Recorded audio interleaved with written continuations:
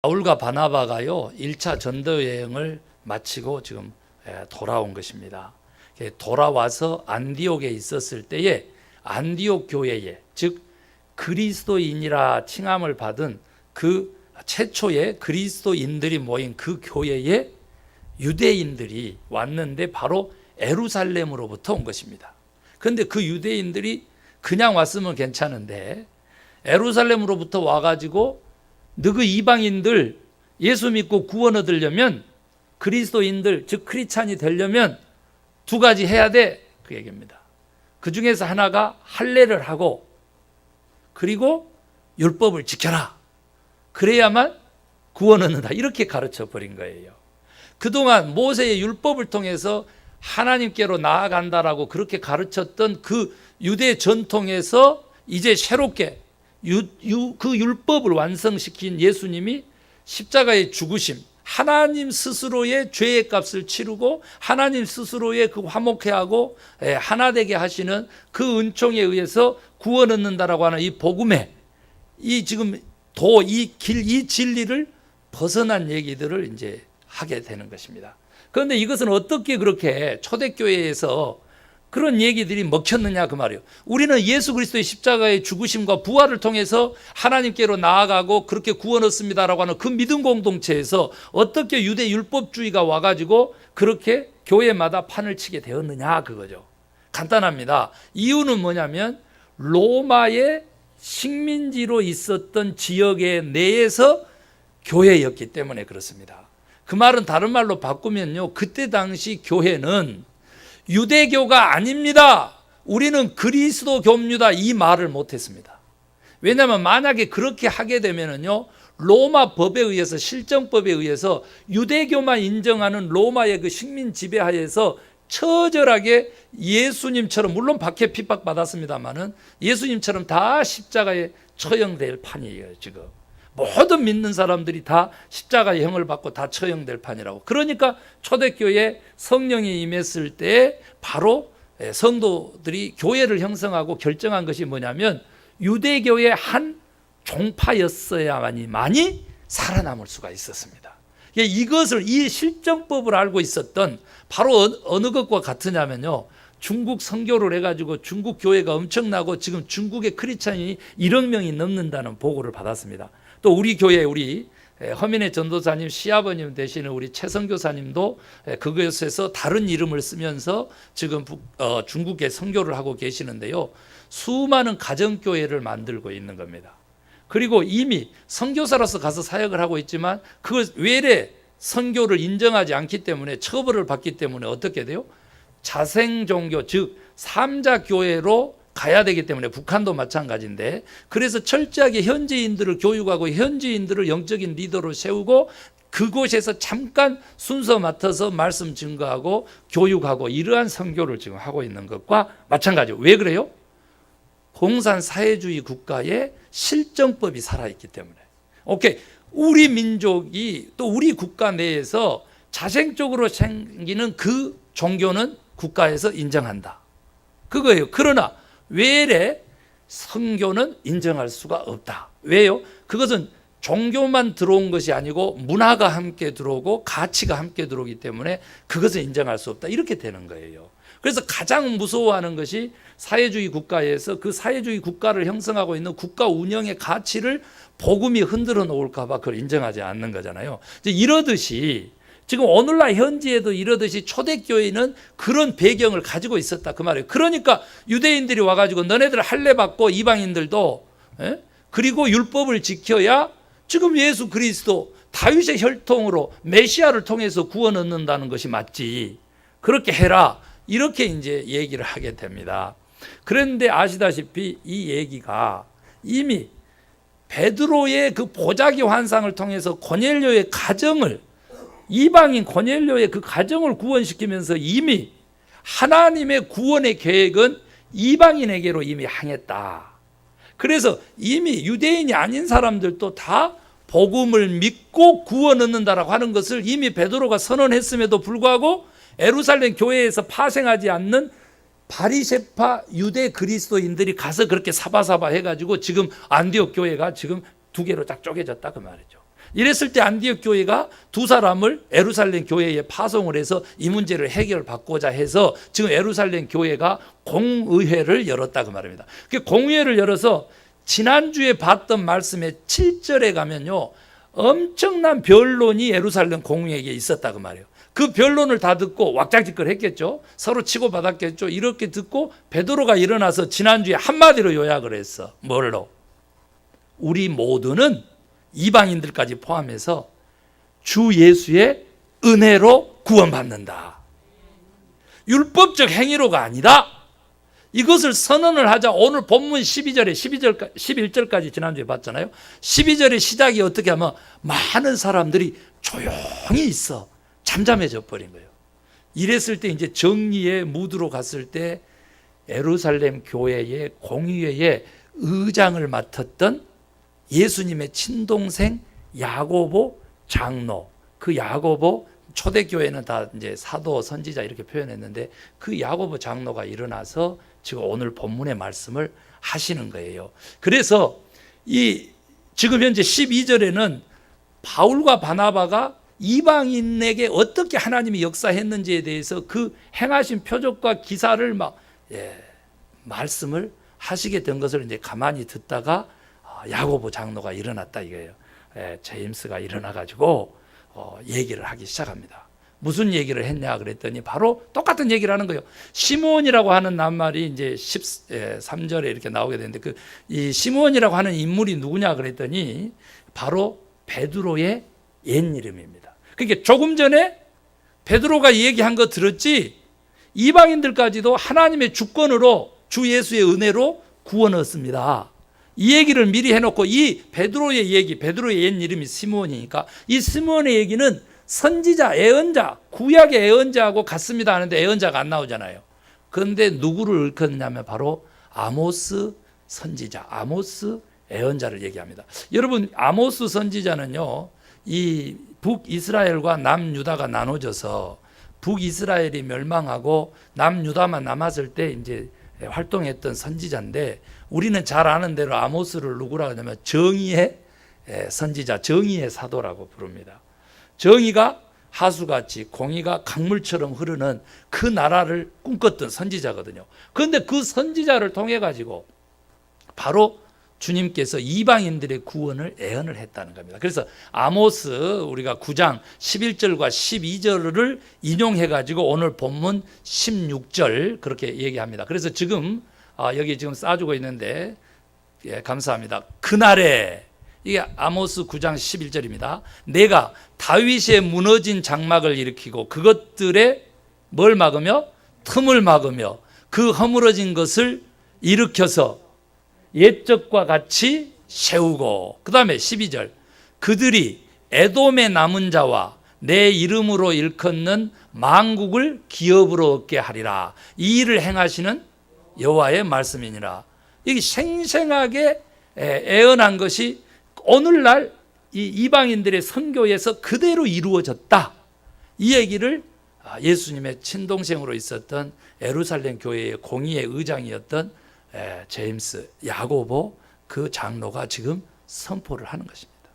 오늘 여기서 이 아모스의 예언이 그대로 오늘날 이방인들, 오늘날 우리들의 교회에 이루어졌다 이렇게 선언했는데 저는 오늘 2018년 9월 23일 주일날 이 말씀을 저는 우리 교회에 또 우리들에게 저에게 허락하신 주님의 말씀으로 받고 아멘 먼저 하겠습니다. 아멘. 그래서 한 번 더 제가 읽어보려고 한 번 더 16절로 옮겨서 읽어보면 이후에 내가 돌아와서 다윗의 무너진 장막을 다시 지으며 또 그 허물어진 것을 다시 지어 일으키리니 이는 그 남은 사람들과 내 이름으로 일컬음을 받은 모든 이방인들로 주를 찾게 하려 함이니라. 아멘 하십시다. 우리 교회에 우리 주님이 주신 약속의 말씀입니다. 아멘. 무너진 장막을 다시 세웁니다. 이 아모스는 뭐라 그랬어요? 틈을 메꿔준다 했어요. 틈을 메꿔준다. 잃어버린 백성들을 다시 돌아오게 한다. 열방 가운데서, 만방 가운데서 주를 믿는 구원받은 주의 백성들을 이렇게 세우신다. 누가요? 여호와께서. 오늘 여기 본문에서는 이제 이방인들이 주제니까 오늘 야고보는 그렇게 얘기를 하는 겁니다.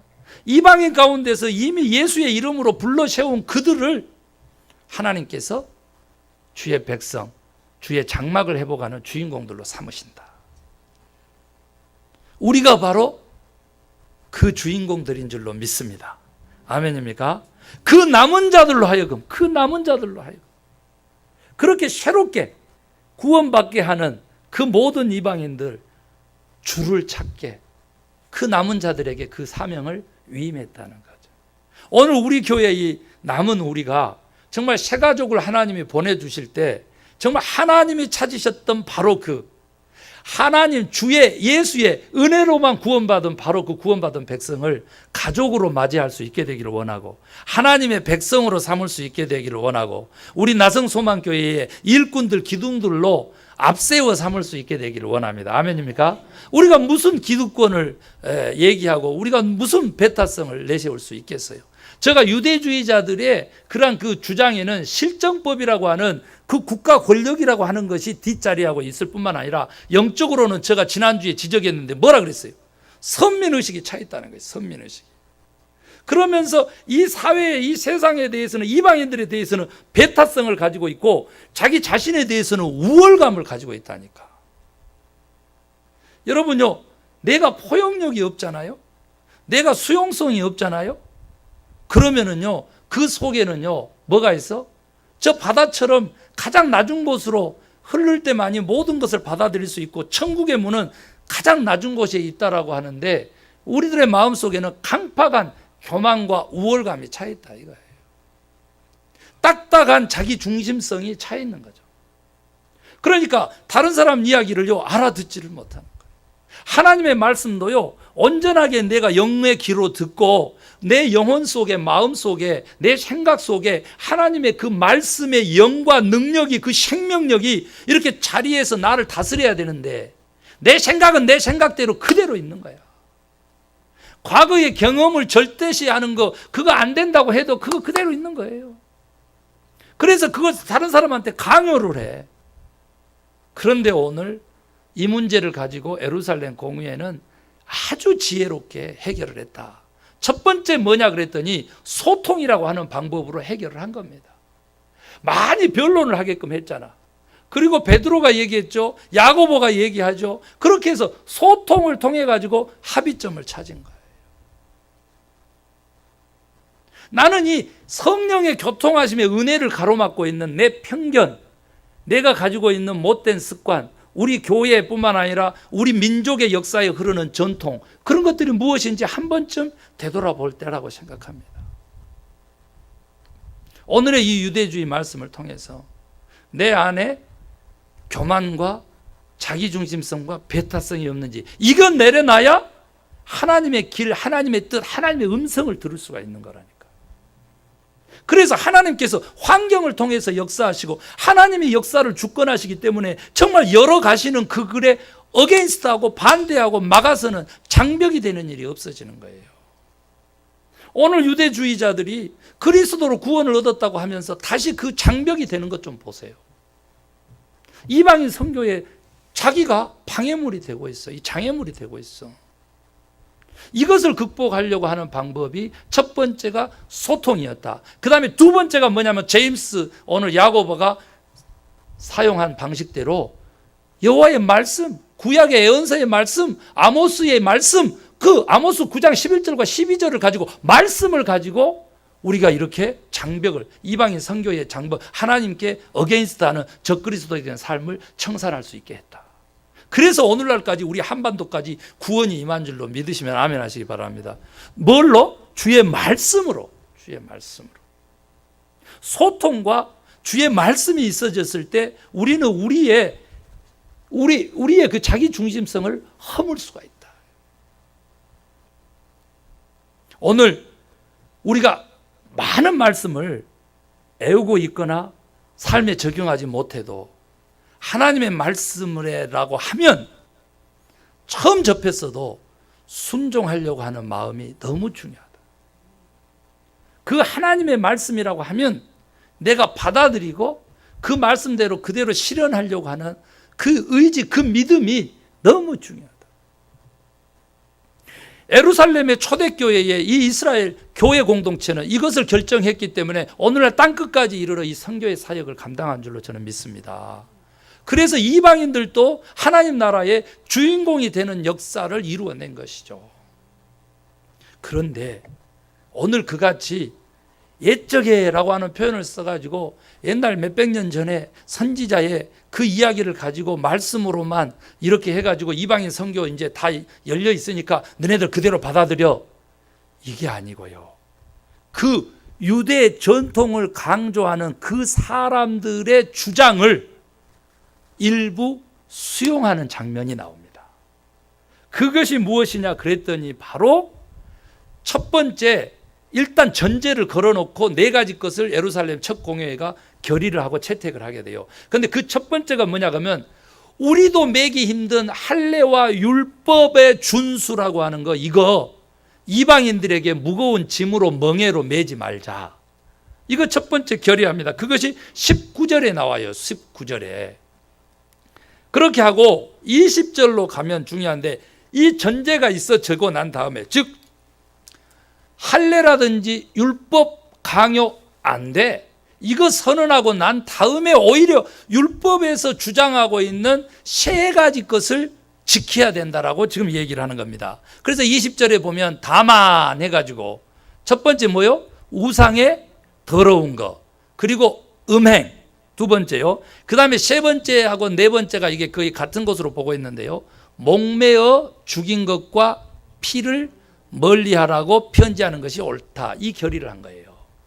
그래서 실제로 이 다음에 이제 본문이 어떻게 되냐면 예루살렘 교회에서 두 사람을 파송해 가지고 안디옥 교회 바울과 바나바와 함께 돌아가서 이것은 예루살렘 교회가 결정한 사항입니다 하고 이 편지를 읽게 됩니다. 거기서는 다시 있잖아요. 세 가지로 줄여서 얘기를 하기 때문에 세 가지로 봅시다. 그런 얘기입니다. 첫 번째, 자, 유대주의 할례, 이게 남자들 그 표피, 성기 표피 자르는 거, 그거 안 된다고 하는 그 전제 속에서 그렇지만 다만 이것은 해야 돼 하면서 행동으로까지 실천하라고 옮긴 것이 뭐냐 그랬더니 사실을 따져보면 우상 숭배하고 남은 제사상, 제사밥 먹느냐 마느냐, 사실 그겁니다. 이게 행위적으로는 우상에 더러운 거 먹으면 돼, 안 돼요? 안 돼요. 그 다음에 그때 우상 숭배를 하게 되면 옛날에 신을 모실 때는요, 이게 신녀들이 있어가지고 그 제사가 끝나면은 이 육체적인 파티를 하면서 술 취해가지고 막 성적인 교잡을 하는 그런 그 문화가 있었어요. 그 음행 안 된다 그런 거예요. 그리고 세 번째는 뭐냐면은 그 사람들은 막 피를 마시거나 피를 뿌리거나, 그 다음에 이렇게 목을 매서 죽은 그 짐승을 도축할 때요, 잘라가지고 피를 다 뽑아내서 고기를 취하는 게 아니고 목을 매가지고 이렇게 피가 다 살에 응고되게끔 하고 난 다음에 그걸로 이제 제사를 드렸던 거예요.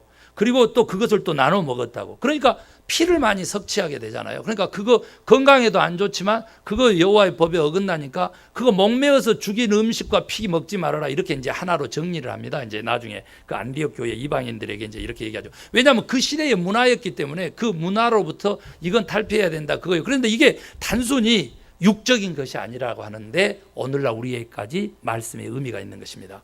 첫 번째가 뭐냐 그러면 우상 숭배하고 남은 재물 먹으냐 안 하냐. 지금 오늘 우리 한국에서 말이죠, 추석에 성묘를 하고 그 음식을 우리가 그리스도인들이 먹어야 되냐 말아야 되냐. 성묘하러 갔는데 그 묘소 앞에서 무릎을 꿇고 절을 해야 되냐 말아야 되냐. 이것 가지고 상당히 교회마다 논란이 있거든요. 그래서 오늘 마침 추석에 어찌 이렇게 하나님께서 사도행전 차례대로 해나가는데 이런 말씀을 주었는지 모르고 오늘 본문에 두 번이나 예로부터라고 하는 그 전통에 대해서 묵상할 수 있도록 우리에게 기회를 주는 거죠. 여러분요, 저 역시도요 산소에 갑니다. 고향에 가면 할아버지 할머니 묘진 그 산소에 가요. 그러면 우리 집안 그 가문에 여러 묘소들이 있잖아요. 그리고 지금 어머니 아버님 자리까지 다 마련해 놓은 곳이 있어요. 그곳에 가서 저는 절대 무릎 꿇고 기도하지, 절하고 막 이러지 않습니다. 서서 기도를 하는데 꼭 하나님 먼저 찾습니다. 그리고 할아버지 할머니 그 기억난 대로 기억하면서 할아버지 할머니 영혼을 아버지 하나님께서 품고 천국에 계신 줄로 믿습니다. 이 기도를 꼭 그렇게 하고 감사합니다 하면서 그곳에서도 우리가 기도로 소통할 수 있고 성령으로 소통할 수 있도록 우리 할아버지 할머니 하나님 다시 한번 품어주세요 이렇게 기도합니다. 그리고 실제로 이제 그 옆에 유자나무를 많이 심어가지고 그 유자를 그렇게 원래 그 차례상에다 올리고 막 그랬잖아요. 성묘상에다가 올리고 그랬는데 그 유자 닦고 와서 형제들한테 나눠주고 그것을 작년에 제가 실제로 그 유자를 따서 막 형제들 나눠주는 것들도 하고 그랬습니다. 여러분요, 우리 한국에서 요즘 지금 가족마다 지금 전쟁이죠, 전쟁. 최근에는요, 근친상간으로 해가지고 그게 이제 이렇게 명절 때마다 이루어져 가지고요. 지금 감옥에 간 오빠 뭐 삼촌 많습니다. 지금 요즘 세태 좀 그렇고요. 그 다음에 또 한 가지 제가요, 정말로 이 고부간의 갈등이 명절 때 다 일어납니다. 고부가 누구요? 시어머니하고 며느리와의 갈등이 명절 때 다 일어나거든요. 그래서 제가 오늘 일부 예배 때 잠깐 말씀드렸습니다마는 만약에 그 속에 가족 중에 모두가 다 크리스찬이어도 가족이 지금 말썽이에요. 왜요?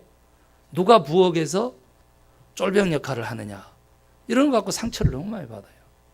여러분 가족이 모이면 또 음식이 필요하지 않습니까? 그리고 그 음식 3일을 함께 지내게 되더라도 매 끼니마다 한 사람이 다 할 필요도 없고요. 또 매 끼니마다 집안에서 그걸 먹을 필요도 없는 시대에 우리가 살아요. 네. 그러면 조금 융통성 있게 그렇게 좀 문화가 바뀌고 했으면 좋겠어요. 그런데 우리 크리스찬들에게 정말 저희들은 조그마한 교회니까 어쩔 수 없지만 혹시 인터넷으로 유튜브를 통해서 이런 설교를 듣는 분이 계시다면요. 아니 한국에서 그 몇만 명 거느리고 목회하시는 그런 영적 지도자들이 제발 우리 크리스찬들에게 정말 섬김을 강조해야 돼요. 적어도 내가 다른 며느리들은 안 믿는데 내가 믿는 며느리라고 한다면 부엌에 자발적으로 들어가야 되고요. 그리고 그러한 그 노동력 그렇게 봉사하는 거 진짜 가치로운 거고 하늘의 상급이라고 생각하고 그 헌신하고 섬겨줘야 돼요. 하늘의 상급이 있는 가치로운 일이다 그거예요. 왜 그래요? 왜 그래? 성장하는 교회의 98%가 가족, 친척, 친구로 이루어지기 때문에 그 복음의 현장이 무너지기 때문에 아니 우리 지금 여기 와 있지만 자식들 지금 이 시간에 어디 있어요? 예배 안 드리잖아요. 그 영향력을 잃어버렸잖아요 우리가. 추석에 가족들이 있는 데서 섬김의 모범을 보여주는 것은 크리스찬들의 사명이라는 거예요. 이게 전통인 것입니다. 이게 전통. 다른 것을 보여줘야 되는 거예요. 다른 것을. 역시 하나님 믿고 예수님과 동행하는 사람은 다르다. 그거 한번 해보면요 1년 동안 형통함이 있는 축복을 받게 돼요. 화목해 하는 자에게 주시는 하나님의 나라의 평강을 맛보게 되죠. 하나님의 아들, 딸이라 칭함을 받게 되어서 곧바로 구원의 자리 천국을 소유하게 돼요. 이게 다 마태복음 8복에 나온 이야기예요. 어떻게 화목하게 합니까? 다른 사람 어찌하든지 간에 내 결단 속에서 너의 헌신과 섬김 속에서 그 복음이 널리 퍼지는 것이죠.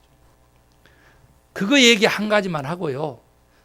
구체적인 얘기 다 생략하고 오늘 이 세 가지 음식 먹지 말아라, 음행하지 말아라, 특별히 피 마시지 말아라 이렇게 얘기해 놓은 것이 영적으로 무엇을 의미하는지 그것만 살펴보고 오늘 말씀을 마치고자 해요.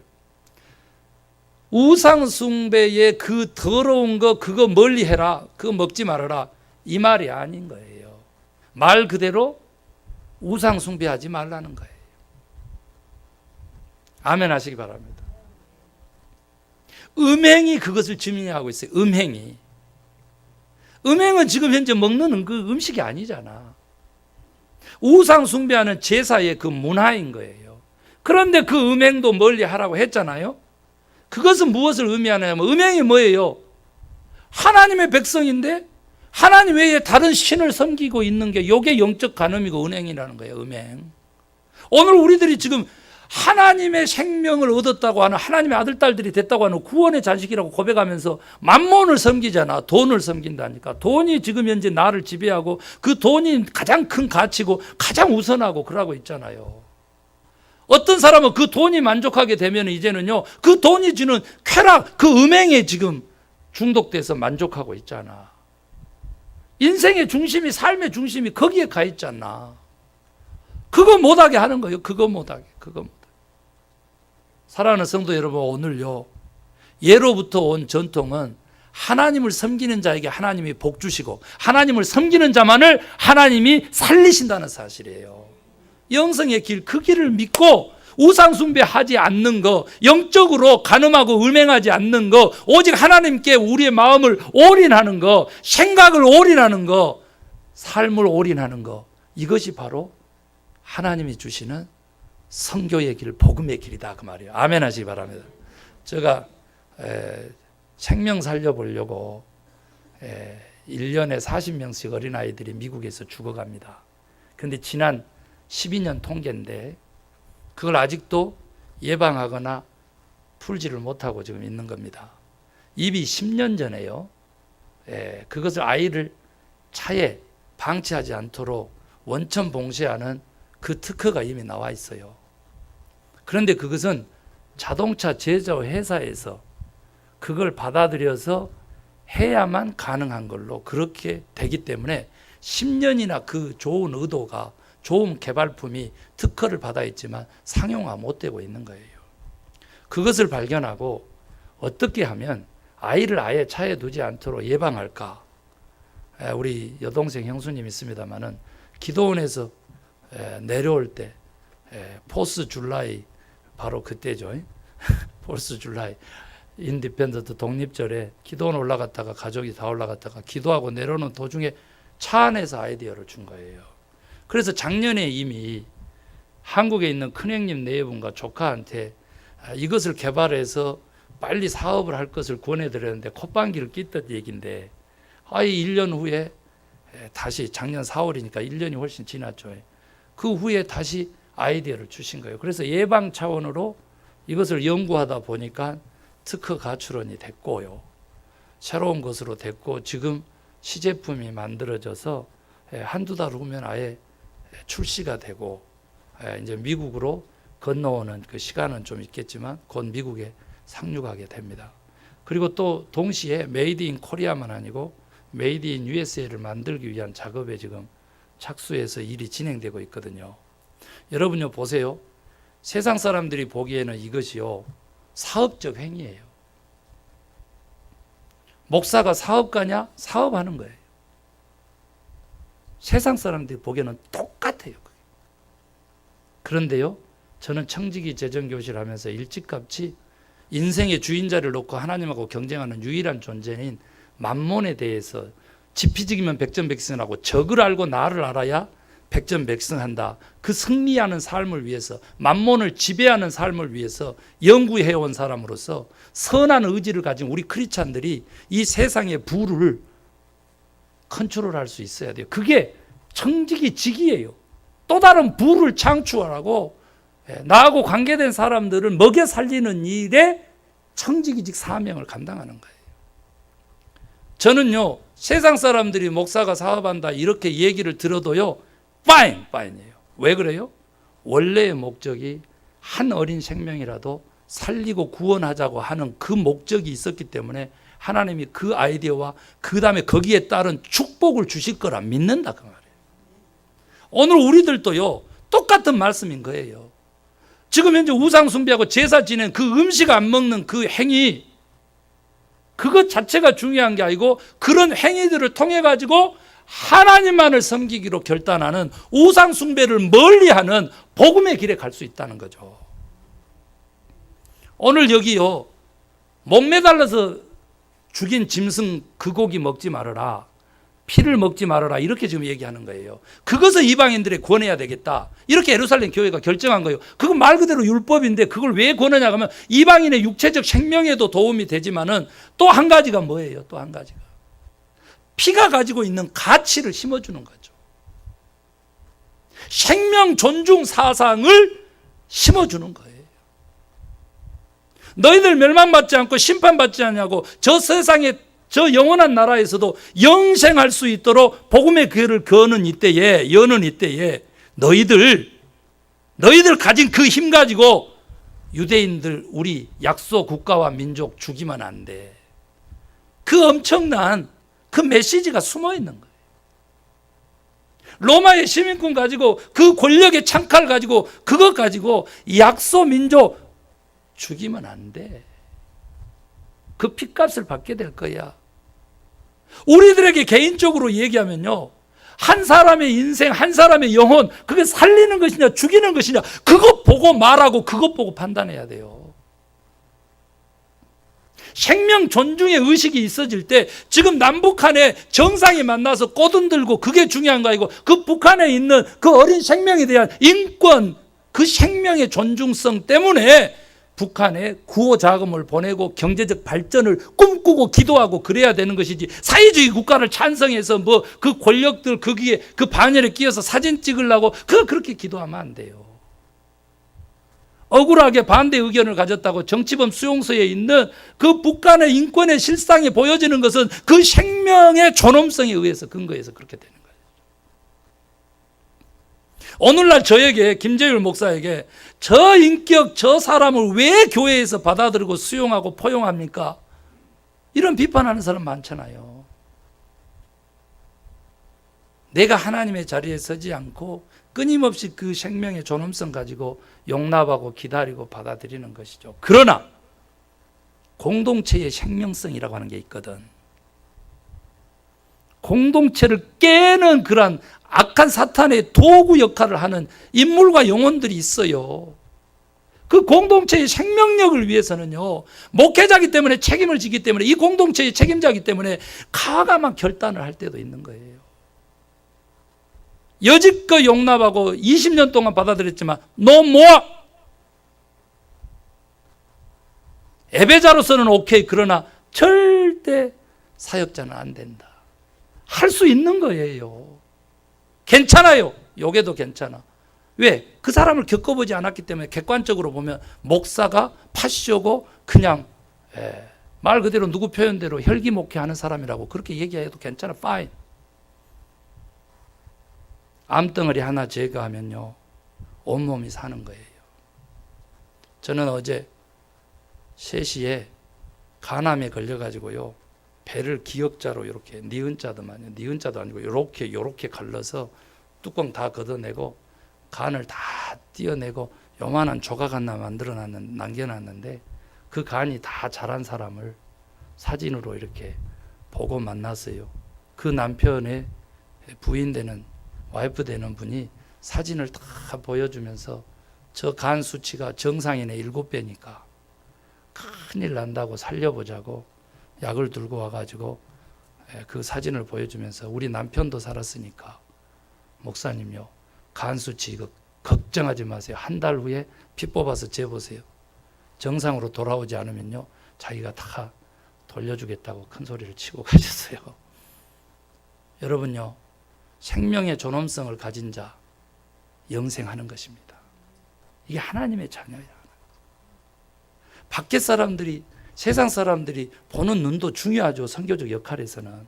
그런데 그러한 구체적인 행위에 더불어 그 안에 가치와 정신, 너무 중요하다는 거예요. 오늘 여기서 목 매달린 짐승 고기 먹지 마세요. 피 마시지 마세요.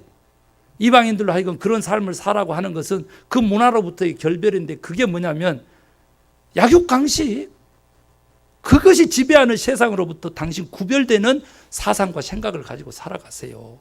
그 가치를 가지고 살아가세요. 그거예요. 우리의 관계에도 생명력이 있습니다. 우리의 관계에도 생명력이 있어. 그런데 그 관계의 생명력을 위해서 꼭 지켜야 될 거 하나는 주일 성수인 거예요. 7일을 벗어나면 안 돼.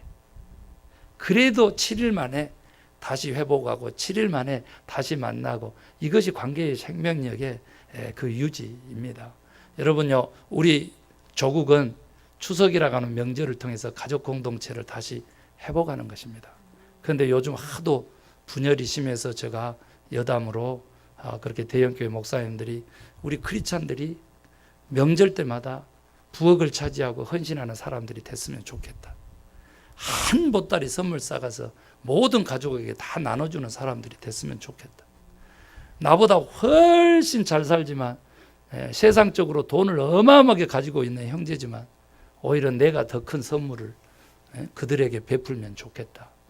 이런 메시지가요, 우리 교회마다 넘쳐나고 그렇게 성도님들이 그렇게 살아가면요, 우리 교회 오늘 주신 말씀처럼요, 무너진 장막을 다시 세우고 흩어진 백성들을 다시 모아 일으켜 세우는 이 환상, 이 약속의 말씀이 실현되는 역사를 보게 될 것으로 확신합니다. 우리 말씀 생각하시면서 피아노 반주에 맞춰서 기도하기를 원합니다. 오늘 이 말씀을 주신 것은요,